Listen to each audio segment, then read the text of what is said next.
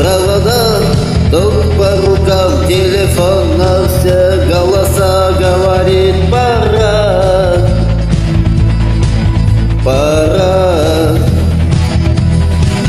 И пальто на гвозде, шарф в рукаве и перчатки в карманах шепчет: подожди до утра, до утра. Но странный стук зовет дорогу.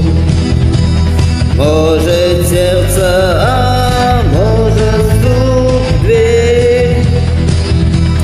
И когда я обернусь на пороге, я скажу одно лишь слово: верь.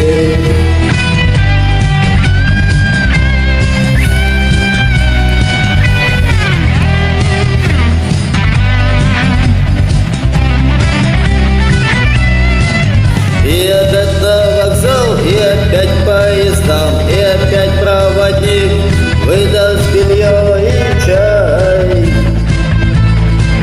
и чай. И опять не усну, и опять сквозь грохот колес мне послышится слово: прощай, прощай. Но странный стук зовет дорогу.